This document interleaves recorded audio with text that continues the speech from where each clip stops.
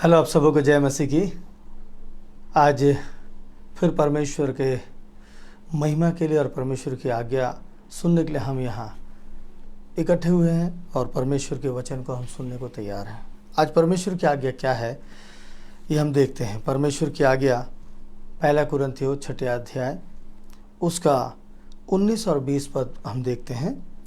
क्या तुम नहीं जानते कि तुम्हारी देह पवित्र आत्मा का मंदिर है जो तुम्हें बसा हुआ है और तुम्हें परमेश्वर से मिला है और तुम अपने नहीं हो, क्योंकि दाम देकर मोल लिए गए हो, इसलिए अपनी देह के द्वारा परमेश्वर की महिमा करो। क्योंकि दाम देकर मोल लिए गए हो, इसलिए परमेश्वर की महिमा करो। मेरे प्रियो, हर चीज़ का इस संसार में दाम है, मूल्य है, मोल है। और हर संसार की व्यक्ति इस संसार के वस्तुओं को खरीदने के लिए, संसार के वस्तुओं को एकत्रित करने के लिए ही ईश्वर के निकटता में आता है और परमेश्वर की महिमा करता है और परमेश्वर की बातों की ओर बढ़ता है आगे। आज हम उस बात को देखते हैं, कहानी की ओर जाते हैं। एक पिता अपने बेटे के साथ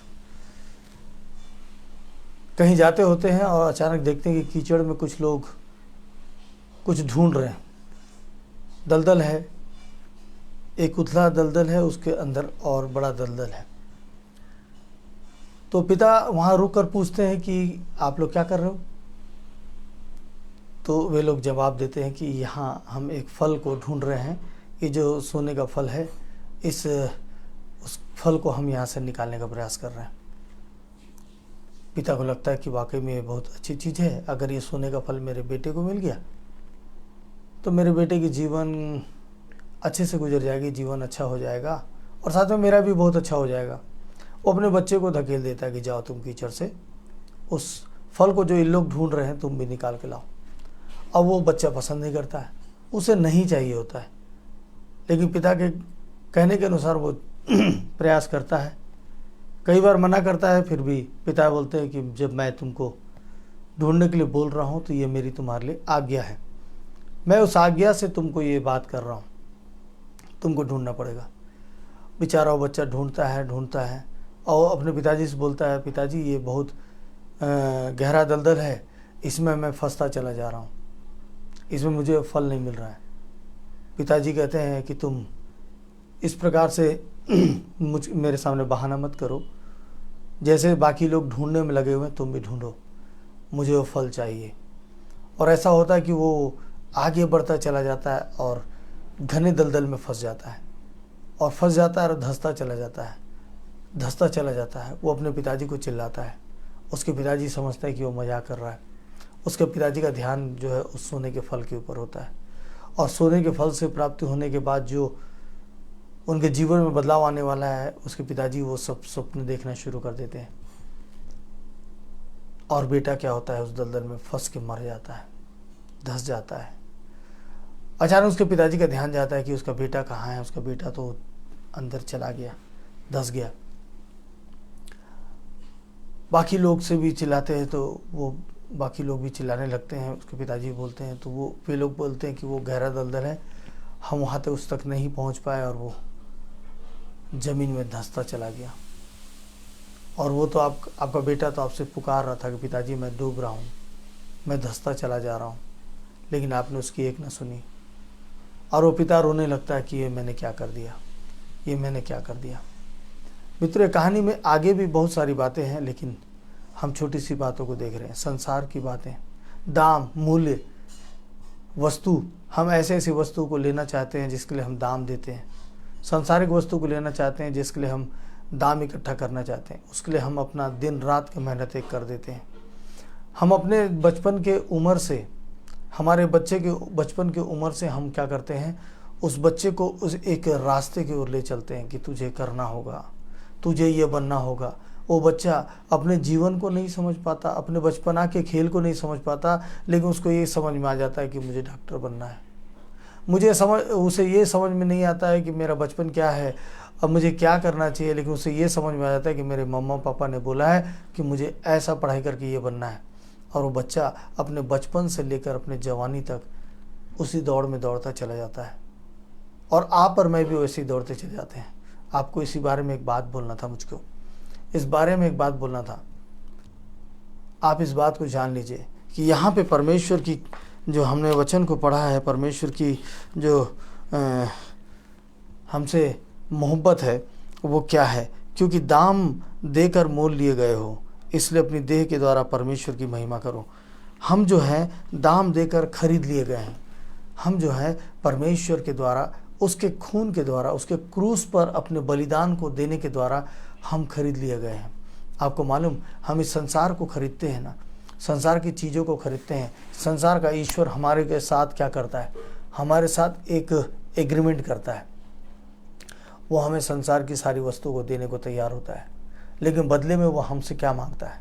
बदले में हमसे वो शरीर के अंगों को मांगता है, हमारे शरीर के ऊर्जा को मांगता है, हमारे शरीर के खून को मांगता है, हमारे शरीर के सारे अच्छे अंगों को, क्रिया को मांगता है, बल को, सामर्थ्य को मांगता है। वो कैसे हम समझते हैं? जब हम संसार की वस्तु को पाने के लिए दौड़ लगाते हैं तो शैतान हमें उसको देता है, लेकिन उसके बदले में हमें बीमारी देता है। कैसे बीमारी आती है ये हम आप सब समझते हैं। जब हम ज़्यादा मेहनत करते हैं, जब हम दिन रात सही आराम नहीं करते, जैसे उस बच्चे के बारे में हम सोच रहे थे कि बच्चे को अपना बचपना ही नहीं पता चलता है, क्योंकि उसको बचपना से ही बड़ा कर दिया जाता है कि उसे कुछ बनना है। तो वैसे ही हमारा जीवन होता है कि हम उस शैतान के फेरे में पड़ जाते हैं, हम उससे एग्रीमेंट करते हैं, और उसके कारण शैतान हमारे जीवन में नाना प्रकार की बीमारियों को लाता है। क्योंकि वो एक चीज़ देता है और उसके बदले में हमारे शरीर से कुछ खा जाता है। वो एक हमको काम देता है, हमको बिजनेस देता है, हमको कोई अच्छी चीज़ देता है, हमें वैभव की चीज़ें देता है, उसके बदले में वो हमारे शरीर से कुछ खा जाता है। उसके बाद हमारे शरीर में बीमारियां होना शुरू हो जाती है। हमको नाना प्रकार की शुगर, बीपी या कुछ भी, कैंसर, टीबी, यूरिक एसिड, नाना प्रकार की बीमारियां। वो क्या करता है? शरीर को खाता है ना, और शरीर को खाता है तो शरीर की क्रिया बराबर नहीं होती, सही बैलेंस नहीं होता। तो ये बात है कि हम संसार के ईश्वर से अगर कुछ पाना चाहेंगे तो संसार के ईश्वर को हमारे शरीर में से हमको कुछ देना पड़ेगा, बेचना पड़ेगा हमारे शरीर में से, क्योंकि वो बिना मोल लिए, बिना दाम लिए वो हमको संसार की वस्तु को नहीं देगा। उसकी वस्तु हमको फ्री में नहीं मिलेगी।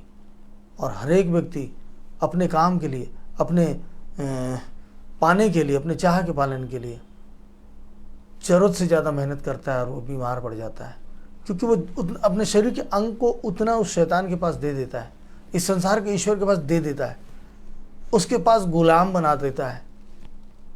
उसके पास परिवार के लिए समय नहीं होता है। पैसा तो बहुत होता है लेकिन परिवार के लिए समय नहीं होता। पैसा तो बहुत होता है लेकिन आराधना में जाने के लिए समय नहीं होता। दान तो दे सकता है लेकिन परमेश्वर के नाम से वो सुसमाचार सुनने के लिए उसके पास समय नहीं होता, क्योंकि वो अपना शरीर को उसको गुलाम बना देता है, दे देता है शैतान को। तू जो चाहे इस शरीर से कर ले, मुझे संसार की चीज़ें दे दे, मुझे ये चाहिए, मुझे वो चाहिए। और हम बराबर बराबर अपने शरीर को देते चले जाते हैं। वो हमारे शरीर को खाता चला जाता है, उसके बदले में संसार की चीज़ को देता चला जाता है। हमारी नींद को वो ले लेता है, हमारी नींद को ले लेता है। हम सो नहीं पाते, बिल्कुल सो नहीं पाते हम, क्योंकि हमारी नींद को तो वो ले लिया, हमने उसको दे दिया। उसके बदले में उसने हमें क्या दिया? सपना। हम स्वप्न में होते हैं, रात में हम स्वप्न में होते हैं, वो हमको स्वप्न दिखाता है और बोलता है ये चाहिए, हाँ तो ठीक है, मैं तेरे चैन को ले लेता हूँ। तो ये बातें इस संसार का ईश्वर। लेकिन परमेश्वर क्या कहता है? परमेश्वर हमको हमारी आवश्यकता के अनुसार सारी दुनिया में सारी चीज़ों को हमारे लिए बना के रखा और व्यवस्था के अनुसार हमको दे के रखा। अब वो परमेश्वर हमको सब कुछ देता है, उतना देता है जितना हमको आवश्यक है, और हमारे लिए खुशी का पल बीते, हम परिवार के साथ में समय बिताएं, हम अपने जीवन के साथ समय बिताएं। हमको जो सेवा कार्य मिला, हमको जो काम मिला, हमको जो नौकरी मिला, हमको जो व्यवसाय मिला, वो एक सेवा की तरह मिला, वो परमेश्वर की ओर से मिला। लेकिन उसमें अगर हम और अतिरिक्त करने चले जाएंगे तो हम शैतान के गुलाम हो जाते हैं। हम अपने शरीर को शैतान को बेच देते हैं, जबकि इस शरीर का अधिकार किसको है? इस शरीर का अधिकार किसको है? इस शरीर का अधिकार, मैं फिर से पढ़ता हूँ, पहला कुरिन्थी 6 अध्याय उसका 19वां पद। यहाँ पे इस प्रकार से लिखा है, क्या तुम नहीं जानते कि तुम्हारी देह पवित्र आत्मा का मंदिर है? क्या तुम नहीं जानते कि तुम्हारी देह जो है वो पवित्र आत्मा का मंदिर है, जो तुम्हें बसा हुआ है और तुम्हें परमेश्वर की ओर से मिला है। जो तुम्हें बसा हुआ है, जो हमें बसा हुआ है, वो पवित्र आत्मा, वो परमेश्वर की ओर से मिला हुआ है। और तुम अपने नहीं हो, और तुम अपने नहीं हो। तो ये देह जो है पवित्र आत्मा की बातों को सुनने के लिए मिला है। पवित्र आत्मा हमको सिखाएगा। जो आत्मा हमारे अंदर है वो आत्मा हमको सिखाता है। और इस बात को याद रखिए कि आत्मा हमसे बोलता है कि ये गलत कर रहे हो, ये सही कर रहे हो, ऐसा करो, ऐसा मत करो, ये गलत है, ये गलत है, ये गलत है। फिर आत्मा रोती है और शरीर हमारा गुलाम हो जाता है। अंत में क्या होता है, इस शरीर को छोड़कर वो आत्मा चली जाती है और उस आत्मा को उस परमेश्वर के पास जाना है, जवाब देना है, उस आत्मा का न्याय होना है। वो आपका और मेरा आत्मा जिसे हमें मिला है वो परमेश्वर की ओर से मिला है। और वो आत्मा को इस शरीर में रखा गया और इस शरीर को परमेश्वर के लहू से मोल लेकर प्रभु ने खुद आकर अपने प्राण को दिया और अपने लहू को दिया, अपना नाम को दिया, ताकि हम इस शरीर को बचा लें। तो आज हम इस शरीर को शैतान से छुड़ा लें। आज हम अपने शरीर को उस शैतान के बंधन से छुड़ा लें और आज़ाद हो जाए, क्योंकि परमेश्वर हमें आज़ाद करना चाहता है। आज एक मौका है, परमेश्वर ने हमें सिखाया है। अभी भी चाहो तो मैं तुम्हारे अंगों को उस शैतान से छीन कर तुम्हें वापस कर दूंगा। तुम्हारे शरीर के रोग बीमारी को जो शैतान ने लाया है उसे मैं हटाकर तुम्हारे शरीर को मैं नया कर दूंगा। एक बार मेरी बातों को सुनना। तुम्हारा शरीर मेरा पवित्र मंदिर है, पवित्र आत्मा का रखने का स्थान है, परमेश्वर से मिलने का स्थान है।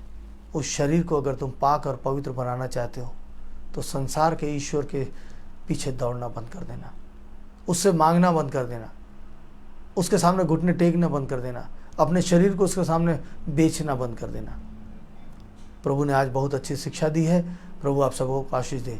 आइए हम प्रार्थना में चलते हैं। सामर्थ्य पिता परमेश्वर, उद्धार करता पिता, आज आपने ऐसी गंभीर शिक्षा दी है पिता परमेश्वर, जिसे हम जानते भी नहीं थे, कभी हमने सोचा भी नहीं कि वाकई में हमें ये बीमारी आती कैसे है।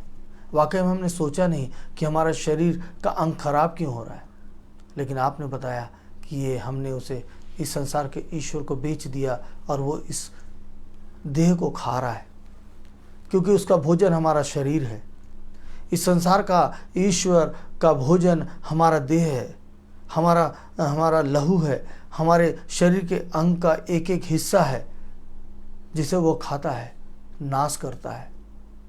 चाहे वो शराब के रूप में हो, चाहे वो व्यभिचार के रूप में हो, चाहे नशे के रूप में हो, चाहे किसी भी बात के रूप में हो, वो हमारे शरीर में प्रवेश करके हमें खाने लगता है। हम संसार की एक वस्तु को पाते हैं, दूसरी ओर हम अपने शरीर का एक अंग को उसको दे देते हैं, और ये मोल, ये दाम हमारे भारी पड़ता है। और आपने इस बात को आज सिखाया, आपने हम पर दया की, आपने पिता परमेश्वर हमसे प्रेम किया, और ये गंभीर बात को आपने बताया कि आज मौका है, आज सारे अंगों को आप नया करने जा रहे हैं, फिर से एक मौका देने जा रहे हैं। प्रभु मैं आपको धन्यवाद देता हूँ। आज जितने लोग अपने पापों को आपके सामने रखते हैं, मैं भी पिता, मैं अपने पापों की क्षमा मांगता हूँ, और पिता परमेश्वर अपने जीवन को आपके सामने समर्पित करता हूँ। प्रभु ये शरीर, ये देह, ये आत्मा, ये प्राण सब आपका है। प्रभु इसे मैं शैतान के हाथ में बेच चुका था, इसे आप छुड़ा दो। मैं इसे आपके हाथ में समर्पित रखना चाहता हूँ। और वैसे ही पिता परमेश्वर जितने लोग मेरे साथ इस प्रार्थना को करते हैं मेरे प्रभु, उनके साथ भी ऐसा ही हो, और वे लोग भी बचाए जाएं, उनकी आत्मा बचाई जाए, उनके देह, प्राण, आत्मा सब बचे पिता।